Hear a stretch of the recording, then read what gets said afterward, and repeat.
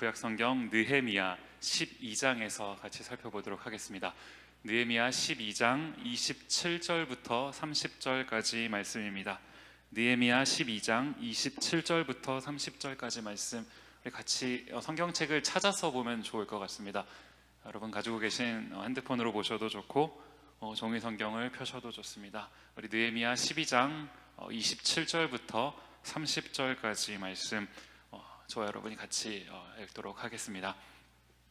한 절씩 교독해서 읽도록 하겠습니다. 제가 먼저 읽겠습니다. 예루살렘 성벽을 봉헌하게 되니 각처에서 레위 사람들을 찾아 예루살렘으로 데려다가 감사하며 노래하며 재금을 치며 비파와 수금을 타며 즐거이 봉헌식을 행하려 하며, 이에 노래하는 자들이 예루살렘 사방들과 느도바 사람의 마을에서 모여들고 또 벳길갈과 게바와 아스마웻 들에서 모여들었으니, 이 노래하는 자들은 자기들을 위하여 예루살렘 사방의 마을들을 이루었음이라. 제사장들과 레위 사람들이 몸을 정결하게 하고 또 백성과 성문과 성벽을 정결하게 하니라. 아멘. 디모데 예배 오신 모든 분들을 환영하고 또 축복합니다. 우리 앞뒤 좌우에 계신 분들하고 이렇게 한번 인사했으면 좋겠습니다. 실천하는 크리스찬이 됩시다. 우리 한 번만 더 같이 좀 인사를 하죠. 내일이 무슨 날인지 아십니까? 어린이날입니다. 자, 해피 어린이날. 네, 우리 동심을 좀 회복하면서 시험 기간에 쩌들어 있던 여러분, 좀 어린이날이에요. 우리 쉬는 날은 아니지만 어린이날, 해피 어린이날입니다. 자, 네, 이제 앞에 보시고요. 너무 좋아하시는데 앞에 보시고요. 자, 오늘은 짧은 영상을 하나 보는 것으로 설교를 좀 시작을 하고 싶은데요. 가능하시면 우리 뒤에 영상 볼 때 불을 좀 꺼주시고요. 이제 영상을 하나 보는 것으로 설교를 시작을 해보도록 하겠습니다. 같이 보시죠.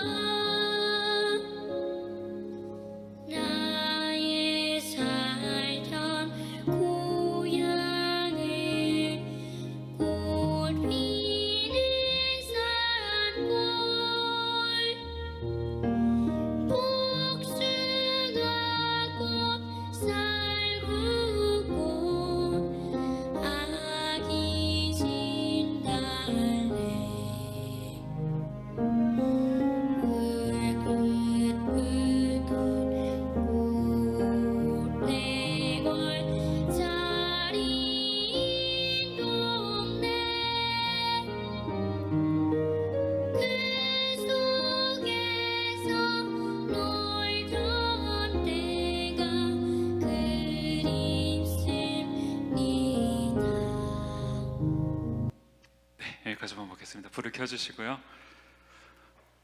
노래 정말 잘하죠? 저도 이 친구처럼 노래할 수 있으면, 이 노래 이 정도 할 수 있으면 얼마나 좋을까, 이런 생각을 제가 설교를 준비하면서 영상을 이렇게 편집하다가 해봤어요. 왜 웃으시죠? 왜 웃으시죠?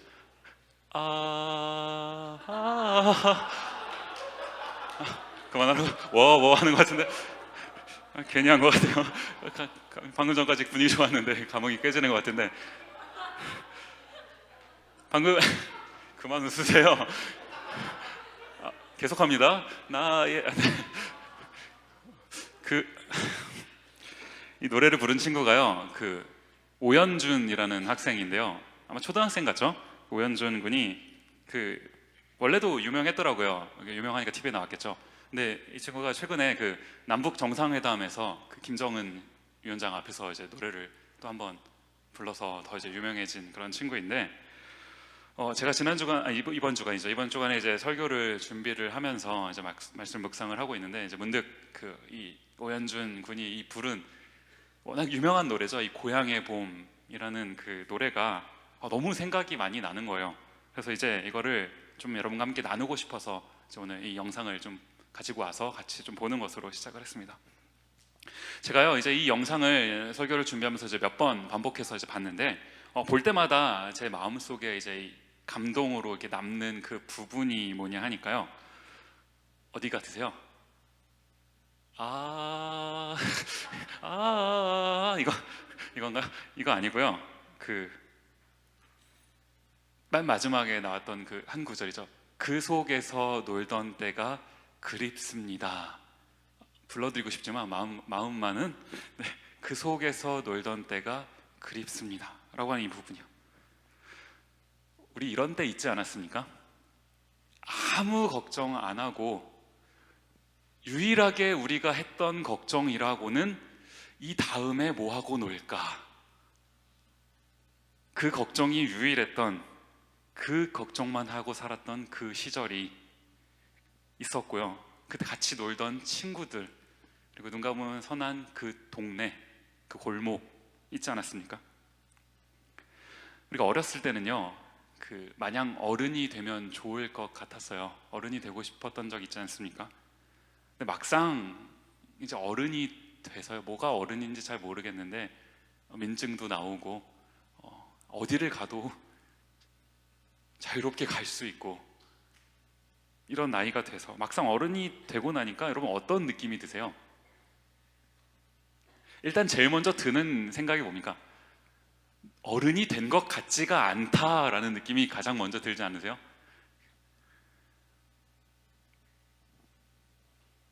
내가 어른이라는 생각이 잘 안 들더라고요.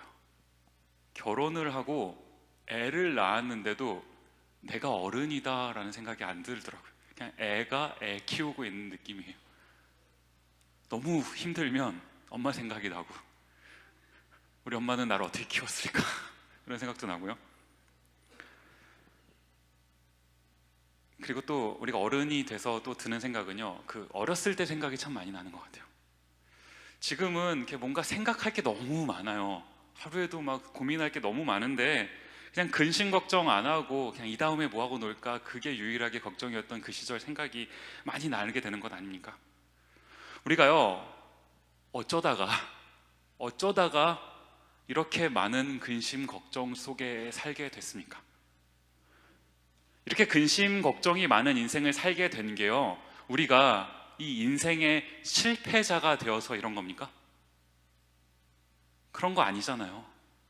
더 잘 살아보겠다고 정말 여러분 열심히 노력하신 것 아닙니까? 저도 그렇게 살아왔어요. 우리 열심히 노력하지 않았습니까? 이 유학을 온다는 게 아무나 오는 게 아니잖아요. 지금도 그 강남역 가면은 유학 오겠다고 학원 다니는 그 학생들이 얼마나 많습니까? 열심히 해도 토플 80점 못 넘어가고 유학을 못 오는, 80점을 겨우 넘겼는데 비자에서 거절당하는 이런 사람들 얼마나 많은데, 우리가 정말 큰 결단을 하고 여기 왔잖아요. 미국에 정말 애를 많이 쓰셨고, 그리고 지금도 애 많이 쓰고 살고 계시죠. 힘들죠 여러분. 파이널 기간이라 얼마나 지금 고생 많이 하고 계십니까? 그런데 이렇게 애쓰고 노력하며 살고 있는데 우리의 인생이 내가 고민하는 만큼, 애쓰는 만큼 고민이 줄어들면 참 좋겠는데 줄어들기는커녕 갈수록 더 많은 고민이 찾아오는 것 아닙니까? 걱정이 없는 곳, 그런 곳이 있을까요? 우리가요 유학생활 하다가 보면은 가끔씩 이제 유일한 희망 같은 곳, 한 곳 있지 않습니까? 어디냐면 이제 우리가 한번 시마다 때마다 한국에 한번 가서 부모님을 만나게 되면요, 우리의 유일한 어떤 안식처 같은 곳이잖아요. 피난처 같은 곳. 이제 여번이 아니라 요번 여름에도 한국 방문하시는 분들이 계실 텐데, 몇 분이나 계시나요? 한국 방문하시는 분들? 한국 방문하시는 분들이 계실 텐데, 우리가 사실 그날만 손꼽아 기다리지 않습니까? 비행기표 언제가 더 쌀까 뭐 이런 고민하면서 어떻게 하면 우리가 더 신나게 지낼까, 막 계획표도, 내 공부 계획표를 그렇게 짜본 적이 없는 것 같아요. 근데 뭐 먹을지 막 아침, 점심, 저녁, 야식, 간식 뭐 다 준비돼 있잖아요. 한식, 중식, 양식, 분식까지 다 생각하고 있잖아요 우리. 그런데 그렇게 기대함으로 피난처 같은 곳을 찾아서 한국에 가지만, 한국에 갔다 오신 분들, 저도 한 번 다 갔다 왔어요. 다 알잖아요. 막상 가면 그 행복이요 얼마나 가던가요? 저 같은 경우는 한 2주를 못 넘긴 것 같아요. 2주. 한 2주 지나면요, 이제 슬슬 저도요, 첫날 갔더니 어머니가 음식을 엄청 준비해 놓으셨어요. 아들 오랜만에 왔다고. 점점 퀄리티가 좀 떨어지더니 나중에는 언제 가냐 그러면서 마지막에는 시켜주시더라고요. 사 먹고 가라. 한 2주 정도 지나면 이제 부모님의 그 한마디 한마디가 시작이 되죠. 그래 이제 너 졸업하면 뭐 할 거니? 부터 시작을 해서요. 대학원 준비는 잘 하고 있니? GRE는 잘 보고 있니? 좀 심한 부모님은 졸업은 할 수 있을 것 같니? 가끔씩 좀 짓궂으신 분들, 영어는 좀 늘었니? 영어 해봐. 갑자기 영어 해봐 이러면 뭐라고 하면 하이 그러나요? 영어 해봐 이러면 좀 우리를 마음이 아프게 하는 질문이요. 애인은 언제 만들 거니? 이런 것들이요. 여기 있으면요, 한국이 굉장히 그립고, 한국에 가면 여기가 그립고, 사실 우리가 이럴 때가 많이 있지 않습니까? 한국도요, 우리의 그 피난처 같고 고향 같지만 근심 걱정이 없는 그런 곳은 아니더라고요. 그러면 도대체 우리가 뭘 어떻게 해야 되는 겁니까? 그 속에서 놀던 때가 그립습니다 라고 하고 싶은데, 우리 마음은 이걸 찾는데 그 속에서 놀던 때, 이 때가 언제인가요? 그런 때가 있기는 한 겁니까? 우리 어른이니까요, 팩트를 말하면 이런 데는 없습니다. 유일하게 있다면 그곳은 하나님 나라, 하나님 다스리시는 나라 가면 그곳은 그렇겠죠. 그렇겠죠가 아니라 그곳은 그렇죠. 그러나 우리가 살고 있는 이 세상에는 근심 걱정이 없는 때도, 근심 걱정이 없는 곳도 없다는 거예요. 그럼 뭡니까? 우리한테는 희망이 없는 건가요? 우리가 잘 생각해 보면요, 걱정이 있어서 불행한 게 아니라요, 왜냐면 우리 인생은 한 번도 걱정이 없었던 적이 없거든요. 걱정이 있어서 불행한 게 아니라 그 걱정이라는 것이 해결되지 않아서, 그래서 우울한 거 아닙니까? 저는 오늘 여러분과 함께 이 부분을 좀 같이 묵상해보고 나누고 싶은 건데요, 오늘 우리가 함께 살펴보고 싶은 이 느헤미야 12장은요 이제 중심 내용이 뭐냐 하니까, 느헤미야가 열심히 이스라엘 백성들과 함께 건축했던 그 성벽이요, 이 성벽이 이제 다 완성이 돼서 그 성벽을 하나님 앞에 봉헌하는 이제 그 내용을 담고 있더라는 겁니다. 느헤미야 12장 27절 말씀 같이 보시면요, 예루살렘 성벽을 봉헌하게 되니 각처에서 레위 사람들을 찾아 예루살렘으로 데려다가 감사하며 노래하며 제금을 치며 비파와 수금을 타며 즐거이 봉헌식을 행하려 하매. 자, 지금 이스라엘 백성들이 우리가 계속 살펴봤던 것처럼요, 열심히 성벽을 이제 건설했던 것 아닙니까? 이렇게 해서 이제 완성된 그 성벽을 하나님께 드리는 그 봉헌하는 내용이 오늘 본문의 이제 중심 내용이라는 겁니다. 근데 제가 오늘 봉헌이 하는 이 내용에서 좀 주목해서 살펴보고 싶은 그런 내용이 뭐냐 하니까요, 지금 이 느헤미야와 이스라엘 백성들이 이 성벽을 봉헌하는 과정에서 이제 성경이 한 포인트에 집중을 하고 있더라는 거예요. 그게 뭐냐 하니까 바로 이 부분입니다. 27절 맨 마지막에 보시면 즐거이 봉헌식을 행하려 하매. 봉헌식을 하는데 지금 이스라엘 백성들이 어떻게 했다는 겁니까? 즐거이 했다. 성경이 지금 이렇게 얘기하고 있다는 거예요. 그러는가 하면 12장 43절 말씀에도 보시면요, 이날에 무리가 큰 제사를 드리고 심히 즐거워하였으니 이는 하나님이 크게 즐거워하게 하셨습니다. 부녀와 어린아이도 즐거워하였으므로 예루살렘이 즐거워하는 소리가 멀리 들렸느니라. 지금 43절은요 아까보다 훨씬 더 많이 강조하고 있습니다. 지금 43절에서 계속해서 반복되는 문구, 여러분 어떤 것이 계속 반복해서 나옵니까?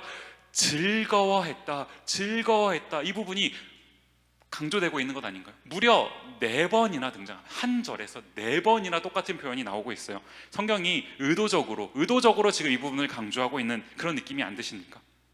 지금 하나님께 그 봉헌식이요, 일종의 예배 아닌가요? 이스라엘 백성들이 예배를 드리고 있는 장면이고, 그 하나님 앞에 예배하고 있을 때 이 이스라엘 백성들에게 이 즐거움이 임했다, 성경이 지금 이렇게 얘기하고 있더라는 거예요. 제가 이 장면을 가만히 보고 있는데요, 여러분, 하나님 앞에 예배하고 그 예배하는 사람들 가운데 즐거움이 임했다, 이 부분을 보시면 뭐가 생각나십니까? 그 속에서 놀던 때가 그립습니다. 그 속에서 놀던 때가 그립습니다. 우리가 생각해 보고 싶은 그 장면, 이 장면 아닙니까? 하나님을 예배하고 하나님 앞에서 즐거움이 임했던 이 장면이. 우리가 몇 주 전에도 살펴봤지만요, 하나님이 우리 한 사람 한 사람을 만드신 이유는 하나님을 예배하기 위해서입니다. 오늘 본문에 보니까 지금 그 하나님 앞에 하나님을 예배하는 그 예배가 회복되고 나니까요, 즐거움이 임했다, 즐거움이 회복됐다, 이렇게 얘기하고 있는 것 아닌가요? 신명기에도 보시면 비슷한 구절이 있더라는 거예요. 신명기 16장 14절 말씀이요, 절기를 지킬 때에는 너와 내 자녀와 노비와 내 성중에 거주하는 레위인과 객과 고아와 과부가, 그 다음 보시면 함께 즐거워하되, 14절 처음에 절기를 지킬 때에는, 이게 뭘 말하는 겁니까? 하나님을 예배할 때에는, 이 장면 아닙니까? 하나님을 예배할 때는, 그 예배가 진행될 때 어떤 일이 있었다는 건가요? 너와 내 자녀와 노비와 레위인과 객과 고아와 과부가, 그 다음에 보시면 함께, 저는 이 부분을 좀 강조해서 보고 싶은데요, 함께 즐거워하되, 이게 예배라는 겁니다. 그렇다면 이게 예배인데요, 이렇게 되는 게 예배의 어떤 효과, 예배의 영향력, 예배의 결과물인데, 제가 질문을 드리고 싶은 게 뭐냐면요, 그럼 예배가 뭐냐는 겁니다. 예배를 드리면 이렇게 돼야 되는데, 그럼 예배가 뭐냐라는 거예요. 우리가 이렇게 함께 모여서 이 자리에서 하나님을 예배하는 것, 이것도 예배이고요, 그런가 하면 우리가 어떤 그 예배를 형식적인 것에 국한하는 것이 아니라, 성도는 항상 하나님이 부르신 그곳에서 하나님을 예배하는, 아까 우리 찬양했죠, 나는 하나님을 예배하는 예배자입니다. 내가 서 있는 곳 어디서나 하나님을 예배합니다. 우리 성도는 그렇게 살아야 되잖아요. 그게 예배 아닙니까? 뭐 이런 말 우리가 들어봤죠. 그럼 이런 관점에서 볼 때 모여서 드리는 예배도 예배고, 내가 삶의 현장에서 어디서나 드리는 것도 예배여야 된다면, 그럼 예배가 뭐냐? 라는 겁니다. 결론부터 말씀을 드리면요, 오늘 좀 제가 집중해서 보고 싶은 예배의 한 측면은, 예배는요, 축제입니다. 예배라고 하는 그 자리에 참여하는 우리 모두가요, 그 안에서 즐거움을 누리는, 신명기에 지금 나오죠, 함께 즐거워하되 축제 현장이라는 거예요. 그 축제가 예배라는 겁니다. 이게 예배라면, 예배가 축제라면 모든 사람이 즐거워해야 되는 것이, 그게 예배라면, 우리 한번 가슴 손을 얹고 질문해 봅시다. 우리가 이 예배를 누리고 있습니까? 우리가 하루하루 살아가고 있는 그 삶이 잔치집 같은 축제의 현장인가요? 신명기 말씀처럼, 느헤미야의 말씀처럼. 우리가 만약에 이런 잔치집과 같은 인생을 매일매일의 삶 속에서 살고 있다면, 내가 지금 그렇게 살고 있다면, 그 속에서 놀던 때가 그립습니다, 이런 거 안 하겠죠. 지금이 잔치집인데, 그 속에서 놀던 때가 지금인데 옛날을 회상하겠습니까? 그런데요, 제가 말씀을 준비하면서 성경을 보다가 성경을 통해서 발견할 수 있게 되는 게 뭐냐 하니까, 우리가 지금 겪고 있는 이 상황이요, 예배는 축제인데 예배를 축제로 즐기지 못하고 있는 이 상황이 정상은 아닌데요, 자연스러운 거더라는 거예요. 무슨 말인지 이해가 가십니까? 정상은 아닌데요, 자연스럽다고요. 이 말은요, 자연스러운 거니까 그냥 놔둬도 된다는 그런 얘기입니까? 자연스럽더라도 정상이 아니기 때문에 우리는 정상으로 가야 된다라는 겁니다. 요한복음에 보면요, 예수님이 첫 번째로 행하신 기적 이야기가 나옵니다. 여러분 잘 아시는 것처럼 벌써 PPT가 넘어갔네요. 자, 가나의 혼인잔치에 있었던 사건이요, 예수님이 물로 포도주를 만드신 이 사건이 요한복음 2장에 등장하는 것 아닙니까? 이 사건이 요한복음 2장이요, 예수님의 첫 번째 기적이에요. 이게 왜 예수님의 첫 번째 기적이어야 하는지 이 부분에서 우리가 의미를 발견할 수 있게 되더라는 겁니다. 1절과 2절 말씀 보시면요, 사흘째 되던 날 갈릴리 가나에 혼례가 있어 예수의 어머니도 거기 계시고 예수와 그 제자들도 혼례의 청함을 받았더니, 자 여러분, 혼례 옛날 말이긴 한데 결혼식 아닙니까? 결혼식. 자, 결혼하고 싶으시죠? 소심하게 하지 마시고 결혼하고 싶으시죠? 여러분 어떤 결혼하고 싶으세요? 뭐 요즘에 그 전통적인 결혼하시는 분들도 계시고 뭐 스몰 웨딩 뭐 이런 거 하시는, 그 형식은 스몰인데요, 돈은 스몰이 아니더라고요. 여러분 잘 생각하셔야 돼요. 하여튼 우리가 꿈꾸는 결혼식이 있어요. 제가 이제 결혼하고 보라카이라는 그 필리핀의 섬으로 신혼여행을 갔는데, 저는 결혼식을 한국에서 하고 신혼여행을 갔는데 그 보라카이 해변가에서 거기서 결혼식을 하시는 분이 계시더라고요. 참 되게 보고 있는데 1년이란다. 평생에 한 번인데 1년에 한 번씩 하면 큰일 나죠. 평생에 한 번 하는 결혼인데 보라카이 해변에서 결혼식을 하는, 그것도 멋있더라고요. 그 하객들이 어떻게 오는지는 잘 모르겠지만 우리가 꿈꾸는 그 결혼식이 있어요. 그 뭐 모양새는 조금씩 다를 테지만 우리 각자 그 꿈꾸는, 꿈은 자유니까요. 내가 꿈꾸는 대로 결혼식이 되지는 않아요. 해보시면 압니다. 근데 꿈은 꾸잖아요. 그런데 한 가지 제가 확실한 건요, 여기는 어떤 분도요, 나는 결혼식을 하면서 엉엉 울 거야 계십니까? 이런 비전을 꿈꾸고 계시는 분. 나는 내 남편 될 사람 앞에서, 내 아내 될 사람 앞에서 엉엉 울어야지. 이런 우울한 결혼식을 꿈꾸는 분은 없어요. 그 울음은 우울해서 우는 울음이 아니라 그 기쁘거나 아니면 부모님에 대한 그 감사함 때문에 나오는 울음이지, 이게 어떤 그 우울함 때문에 드디어 이제 내가 결혼을 해서 선택권이 없어지는구나, 우울해져서 그래서 우는 사람 없잖아요. 결혼식이라는 것 자체가요, 여러분 나중에 다 해보시게 되겠지만 결혼식은 우리가 살면서 겪게 되는 그 잔치 중에 잔치입니다. 가장 큰 잔치죠. 어느 날보다도 행복해야 되는 그런 잔치라는 거예요. 지금 요한복음 2장의 상황이 이런 겁니다. 혼례가 있었어요. 결혼식이요. 가장 큰 잔치가 있던 장소, 그 장면이라는 겁니다. 이 잔치가요, 이 잔치집 같은 이 분위기가 원래 하나님이 우리에게 의도하신 계획된 그런 상태라는 거예요. 내가 너희를 이런 세상에서 살게 해주고 싶었고 그렇게 만드셨다라는 겁니다. 그런데 이 잔치집에 어떤 상황이 발생한 겁니까? 이어지는 3절 말씀 보시면요, 포도주가 떨어진지라 예수의 어머니가 예수에게 이르되 저들에게 포도주가 없다 하니, 포도주가 떨어진지라. 밑도 끝도 없이 성경이 이 얘기를 하죠. 포도주가 떨어진지라. 이 한마디 말이요, 그냥 단순히 먹을 게 좀 부족해졌다, 지금 이런 걸 기술하는 그런 장면이 아니라는 겁니다. 이 잔치집에서요, 포도주가 떨어졌다라는 말은요, 이 잔치가 이제 끝났다, 조금 더 극단적으로 얘기하면요, 망했다 이겁니다. 분명히 잔치인데요, 잔치는 모든 사람을 즐겁게 하는, 그게 잔치 아닙니까? 그 모든 사람에게 즐거움을 주어야 하는 그 잔치가 지금 망하게 생겼다는 겁니다. 이 사건이요, 뭘 말하는 것 같으세요? 잔치인데 포도주가 떨어진지라, 망해버릴 것 같은 이 잔치, 이게 뭘 말하는 것 같으십니까? 이게 왜 예수님의 첫 번째 기적이어야 되는지 감이 오시나요?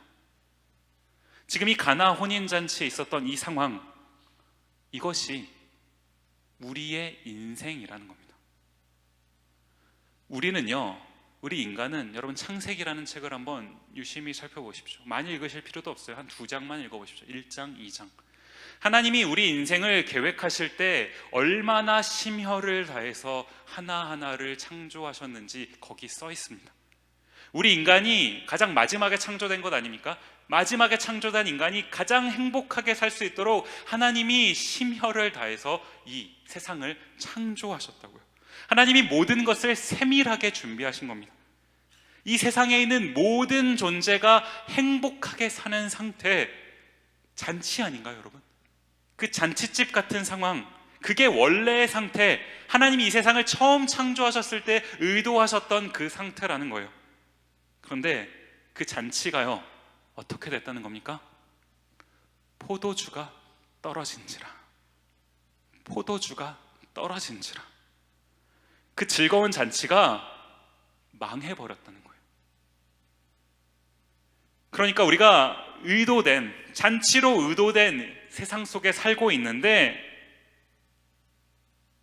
이 잔치로 의도된 세상 속에서 우리가 즐겁기만 한 세상을 살고 있습니까? 행복하기만 한 세상을 살고 있나요? 여러분 그렇게 살고 계십니까? 포도주가 떨어진 잔치는 더 이상 잔치가 아닙니다. 우리에게 온전한 즐거움, 온전한 행복 줄 수 없어요. 이게 우리가 하루하루, 지금 여러분이 살고 계시는 하루하루의 삶, 우리의 인생이더라는 겁니다. 그럼 어떻게 해야 됩니까? 포도주만 있으면 되겠네요. 포도주가 떨어졌으니까요. 우리가 각자의 포도주를 만들고자 애쓰는 것 아닌가요? 얼마나 여러분들 노력하고 계십니까? 포도주를 다시 만들기 위해서. 그런데요, 우리가 아무리 노력을 하고 아무리 노력을 해도 최상급의 포도주, 이 최상급의 포도주라는 게 뭘 말하는 겁니까? 그 잔치가 진짜 최고의 잔치가 되게 해주는 그 최상급의 포도주요, 그 포도주는, 그 최상급의 포도주는 만들어낼 수 없더라는 거예요. 우리가 아무리 노력해도 이걸 만들 수 없다는 겁니다. 우리 어떻게 해야 되나요? 포도주를 만들려고 애쓰는 게 아니라 그 포도주를 만들어 주실 수 있는 분을 찾아야 된다는 겁니다. 요한복음 2장 10절 말씀에 말하되 사람마다 먼저 좋은 포도주를 내고 취한 후에 낮은 것을 내거늘 그대는 지금까지 좋은 포도주를 두었도다 하니라. 지금까지 좋은 포도주를 두었도다. 이 잔치가 될 수 있게 해주는, 이 잔치를 잔치 되게 해주는 이 최상급의 포도주요, 좋은 포도주요, 이걸 누가 만들었습니까? 여러분, 이게 왜 예수님의 첫 번째 기적이라고요? 지금 성경이 뭘 말하고 싶은지 느낌이 오십니까? 감이 오시나요? 예수님이 이 포도주를 만드셨다라는 겁니다. 예수님만이 잔치여야 되는데 망해버린 그 잔치요.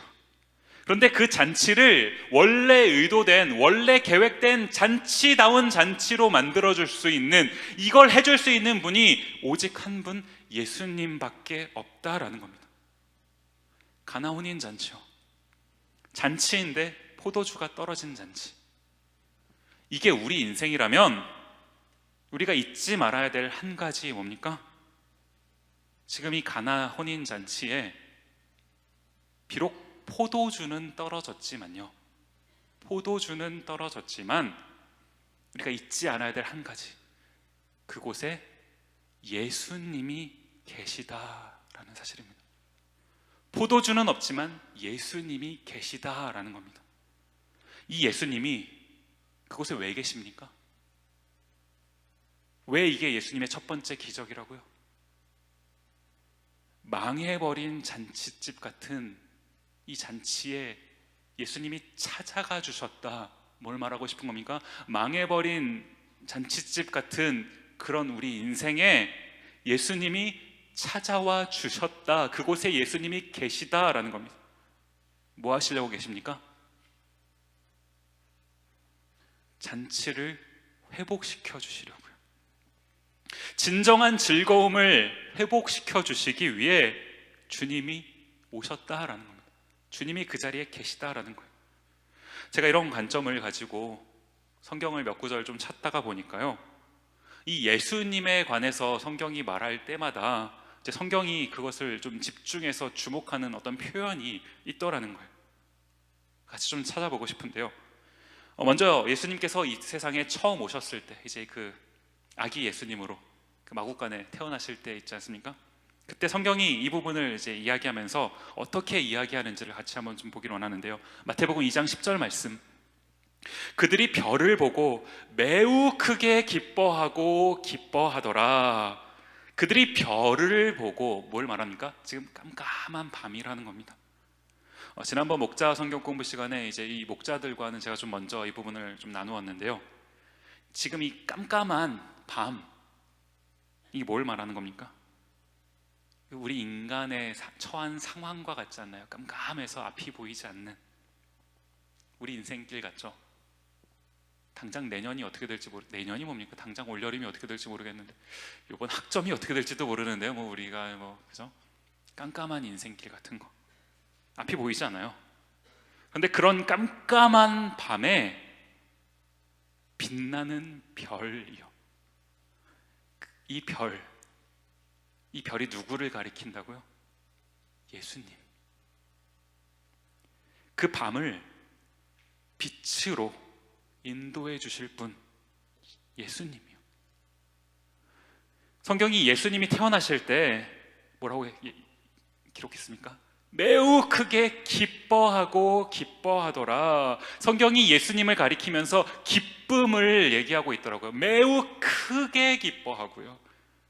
그런가 하면 예수님이 이렇게 태어나셨는데, 예수님이 돌아가실 때는요, 여러분 성경을 좀 유심히 보신 분은 아시겠지만 예수님이 돌아가실 때는 대낮이었습니다. 낮 시간이었어요. 밤이 아니라 낮 시간이었습니다. 환한 시간이죠. 환한 시간이 아니라 환한 시간이에요. 환한 시간, 우리가 환하다고 믿는 그 시간도요, 예수님이 계시지 않으면 어떻게 된다고요? 마태복음 27장 45절 말씀에 제6시로부터, 제6시는 오늘 시간으로 말하면 정오, 낮 12시를 말합니다. 제6시로부터 온 땅에 어둠이 임하여 제9시, 오후 3시까지 계속 되더니, 자, 대낮, 12시 대낮이죠. 우리가 빛이라고 믿는 게 빛이 아니고요, 예수님이 빛이십니다. 우리가 살 길이라고 믿는 그곳이 살 길이 아니라요, 예수님이 살 길이라는 거예요. 예수님만이 우리 인생에 진정한 기쁨을 회복시켜 주실 수 있는 분이라는 겁니다. 깜깜한 어둠이어도 예수님이 오시면 빛이 되고요, 대낮이라고 생각해도 예수님이 안 계시면 어둠이 되는 겁니다. 성경이 지금 이것을 계속해서 드러나는 건 아닌가요? 그런가 하면 예수님이 이제 돌아가시고 부활하셨을 때, 이 부활 신앙은 우리 기독교의 핵심 중에 핵심 아닙니까? 성경이 이 부활에 대해서 뭐라고 얘기합니까? 마태복음 28장 8절 말씀 보시면, 그 여자들이 무서움과 큰 기쁨으로 빨리 무덤을 떠나 제자들에게 알리려고 다름질할세. 여기서도 보시면 큰 기쁨이요, 그냥 기쁨 아니라 성경이 계속 얘기하죠. 큰 기쁨, 예수님과 연관된 말이 나올 때마다 기쁨, 큰 기쁨이라는 표현을 성경이 계속해서 말하고 있는 것 아닙니까? 이 예수님에 대한 이야기, 우리가 이걸 다른 말로 복음이라고도 하는데요, 이 복음이 전해질 때, 예수님에 관한 이야기가 전해질 때 어떤 일이 있었습니까? 사도행전으로 가셔서요, 사도행전 8장 4절 말씀, 그 흩어진 사람들이 두루 다니며 복음의 말씀을 전할세. 이 복음이 전해질 때 어떤 일이 일어났다고요? 8절 말씀 보시면요, 그 성에 큰 기쁨이 있더라. 큰 기쁨이요. 지금 성경이 계속해서 말하고 있는 이 큰 기쁨, 예수님이 이 땅에 오셨을 때, 예수님이 부활하셨을 때, 예수님, 이 복음이 전해질 때 이 세상에는 계속해서 큰 기쁨이 있었다라는 것 아닌가요? 원래는요, 이 큰 기쁨이 원래부터 있어야 됩니다. 하나님이 그렇게 만드셨어요. 하나님 이 세상을 만드시고 보시기에 심히 좋았더라. 큰 기쁨 아닙니까? 하나님이 기뻐하시는 상태, 우리도 기쁜 상태죠. 그런데 그 기쁨이 사라진 거예요. 잔치가 더 이상 잔치가 아니게 됐다는 겁니다. 어떤 것으로도 그 기쁨을 회복시킬 수가 없는 겁니다. 우리가 겪어봤잖아요.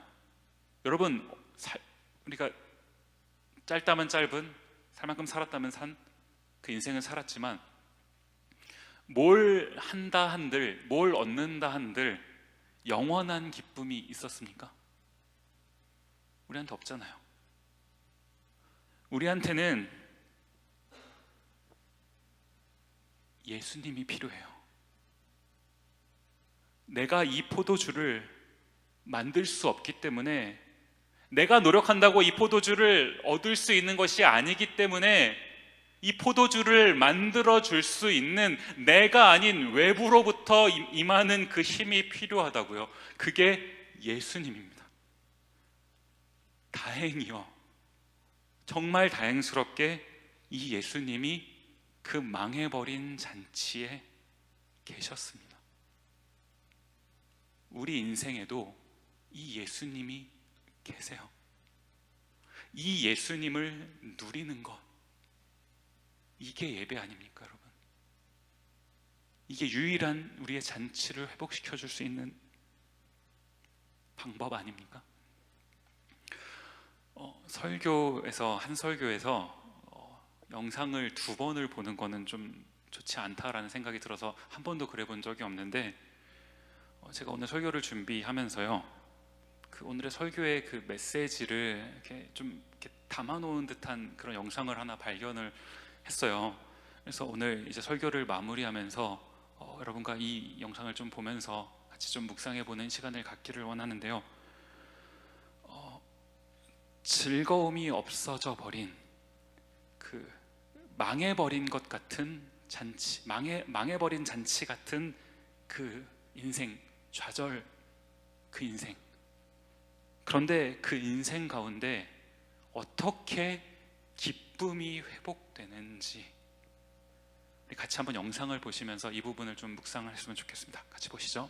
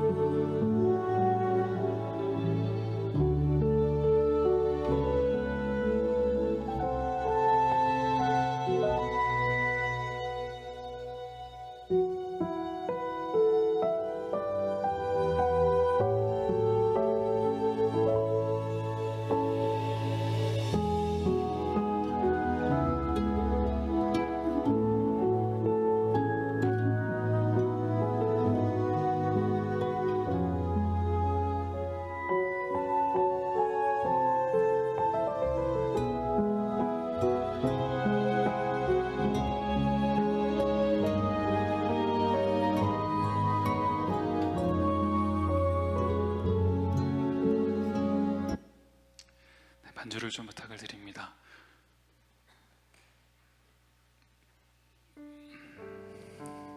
무슨 내용인지 다 이해가시죠? 저 그 애 둘을 데리고 와서, 아빠 남편도 없나 보죠? 파산한 상태, 망해버린 잔치집 같은 내 인생, 답이 보이지 않는, 희망이 보이지 않는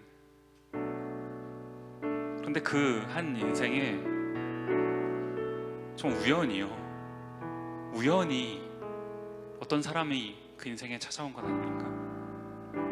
그래서요, 아무런 노력을 하지 않았는데 즐거움을 회복시켜줬어요. 이 반지요, 저도 지금 결혼 반지를 끼고 있는데 제 평생에 이 반지를 파는 일은 없었으면 좋겠어요. 저한테 엄청 소중한 반지 아닙니까? 이 반지를 판다라는 건 그 마음이 어떤 마음인지 상상이 가십니까? 그런데 한 사람이요, 그 인생에 찾아가서 그 반지도 킵하게 해줬을 뿐만 아니라 그 여인이 가지고 있었던 문제도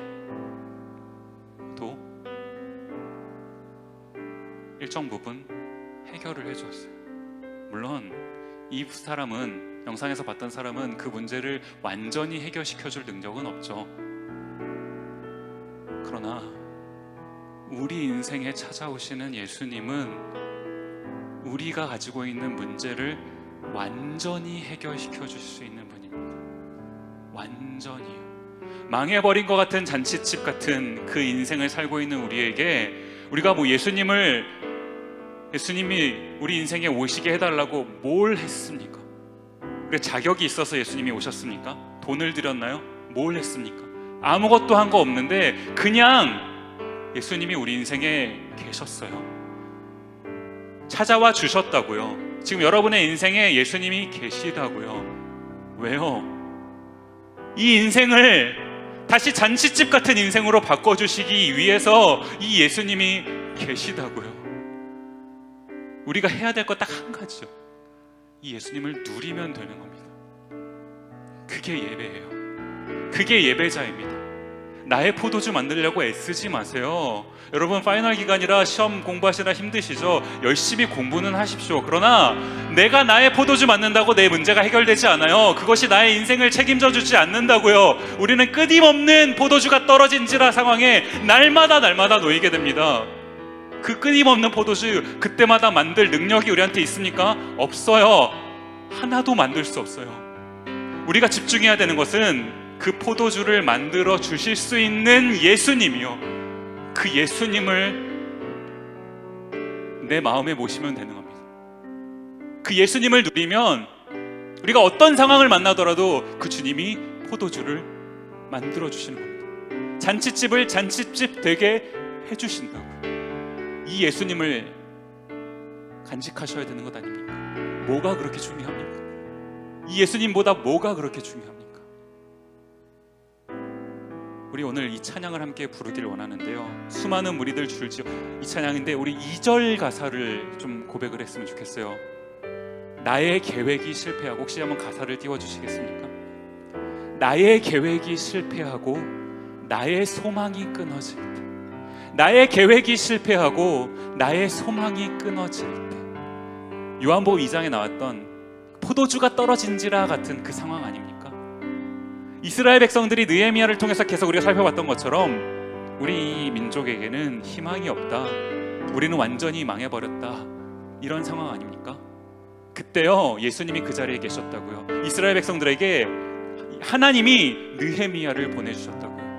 예수님이 물을 포도주로 바꿔주셨고, 하나님이 느헤미야를 통해서 그 황폐한 땅에 성벽을 건축하시면서 예배를 회복시켜 주시고, 그 예배를 통해서 즐거움을 회복시켜 주셨다고요. 역전의 하나님, 나의 계획이 실패하고 나의 소망이 끊어진다 하더라도 그것을 바꾸어 주실 수 있는 하나님, 우리가 오늘 이 하나님을 함께 찬양했으면 좋겠습니다. 한번 찬양하면서 같이 고백하며 나아가도록 하겠습니다.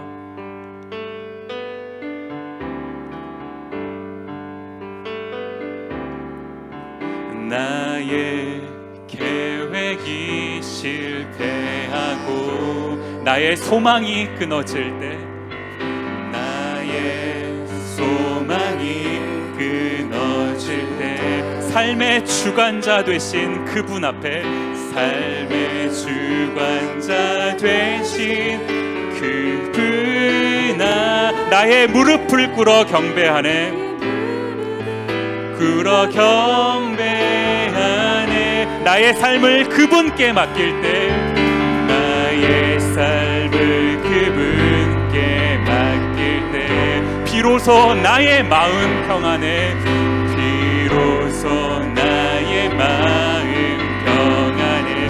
구원의 반석 되신 예수의 이름을, 구원의 반석 되신 예수의 이 소리 높여 찬송하세,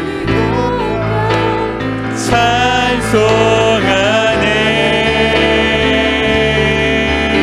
예수 이름 높이세, 예수 이름 높이세, 예수 이름 높이세. 능력의 그 이름, 예수 이름 높이세. 구원의 그 이름, 예수 이름을 부르는 자, 예수 이름을 믿는 자, 예수 이름 앞에 나오는 자 복이 있도다. 한번 이 시간 눈을 감아 봅시다.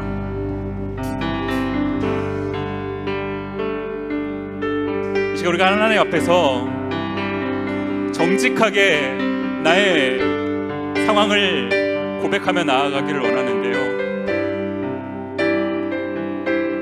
나의 계획이 실패하고 나의 소망이 끊어질 때, 포도주가 떨어진지라, 포도주가 떨어진지라, 내 삶이 너무 깜깜한 어둠 같아서 내일 일이 어떻게 될지 몰라서 두려움에 떨고 계시는 분들 지금 이 자리에 계시지 않습니까? 나의 인생이 어디로 갈지 몰라서 너무나 걱정스러운 분들 이 자리에 계시지 않습니까? 지금 이 자리에 그런 분들 계시다면 여러분의 손을 한번 가슴에 얹기를 원합니다. 내가 하나님 앞에 정직하게 고백하고 나가기를 원합니다. 하나님, 내가 그런 사람입니다. 하나님, 나의 인생이 주님 앞에 어떻게 될지 몰라서 두려움 앞에 떨고 있는 그 모습, 그게 나입니다. 하나님, 그런데 내가 이 상황을 내가 극복해 보려고, 그 떨어진 포도주를 내가 만들어 보려고 애썼는데, 하나님, 그렇게 해서는 이것이 해결되지 않음을 오늘 말씀을 통해 살펴봅니다. 그 포도주를 만들어 주실 수 있는 분, 그 예수님, 그 예수님이 나에게 필요합니다. 주님, 내 인생에 찾아와 주셔서 이 포도주가 떨어진 이 인생을 잔치집 같은 인생으로 바꾸어 주십시오. 주님, 이런 기도 제목을 가지고 우리 하나님 앞에서 간절히 한번 기도하며 나아갔으면 좋겠습니다. 함께 기도하시겠습니다. 아버지 하나님, 아버지 하나님, 아버지 하나님, 우리 인생에 찾아와 주셨습니다. 아버지 하나님, 이 포도주가 떨어진지라, 아버지 하나님, 이 포도주가 떨어진지라, 이런 아버지 하나님 절망적인 상황 가운데 있는, 앞이 보이지 않아 너무나 두렵고 우울함 속에 있는 아버지 하나님, 이 인생에 주님 찾아와 주셔서 나의 인생을 바꾸어 주십시오. 아버지 하나님, 나의 인생을 다시 한번 잔치집 같은 인생으로 회복시켜 주시옵소서. 아버지 하나님, 하나님을 구합니다. 하나님을 갈망합니다. 아버지 하나님, 내 인생에 찾아와 주셔서 아버지 하나님, 나의 인생을 회복시켜 주시옵소서. 주님께서 원래 의도하셨던, 원래 계획하셨던 그 인생이 내 인생에 찾아올 수 있도록 주여 역사하여 주시고 은혜를 베풀어 주시옵소서. 은혜를 더하여 주시옵소서. 은혜를 더하여 주시옵소서.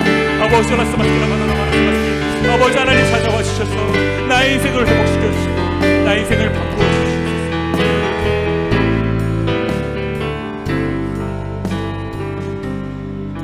시간 한 번 더 같이 기도하기를 원하는데요, 우리 눈을 감은 채로 이 시간, 혹시 이번 여름 방학 동안에 미네소타를 떠나서 타 지역으로, 한국이나 다른 지역으로 가시는 분들, 잠시 자리에서 일어나 주시겠습니까? 잠시 어디를 방문하시는 분들도 좋아요. 내가 잠시라도 이 미네소타를 떠나서 어디로 가기로 계획되어 있으신 분들, 한번 이 잠시 자리에서 일어나 주시겠습니까?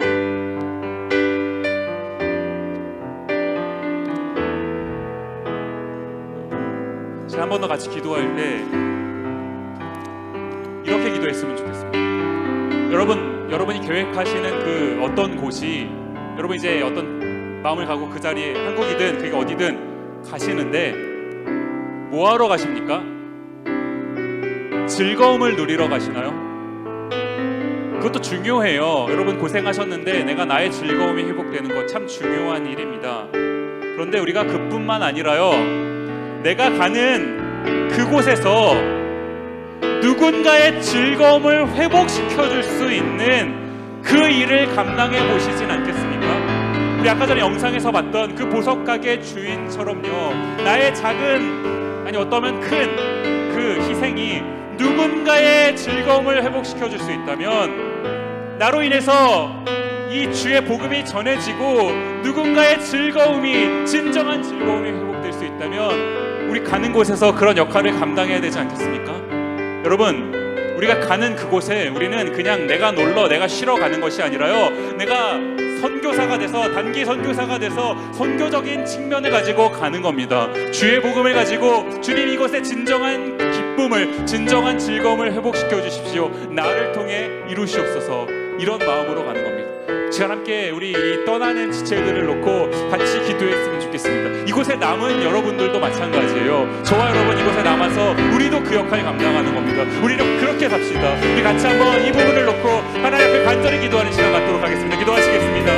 아버지 하나님, 아버지 하나님, 우리가 가는 그곳, 우리가 머물러 있던지 떠나든지 우리가 가는 어느 곳에서든 아버지, 우리의 주의 복음을 전하는 주님의 사자로 살아가게 하여 주시옵고, 아버지 하나님, 우리를 통하여서 주의 복음이 전해지기를 원합니다.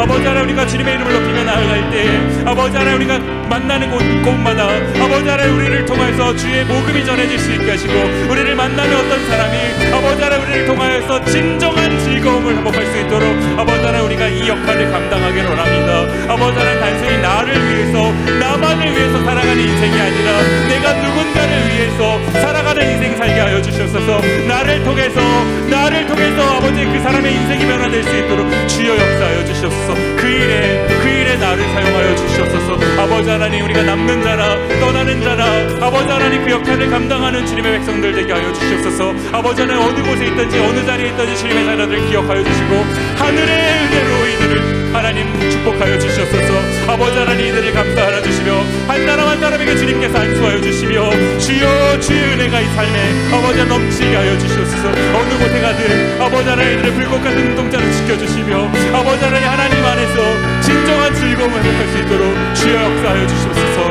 은혜를 더하여 주시옵소서. 은혜를 베풀어 주시기 원합니다.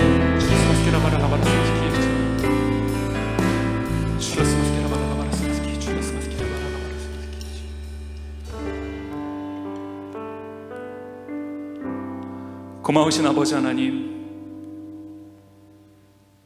우리를 한자리로 불러주시고 하나님을 예배할 수 있게 하시니 감사합니다.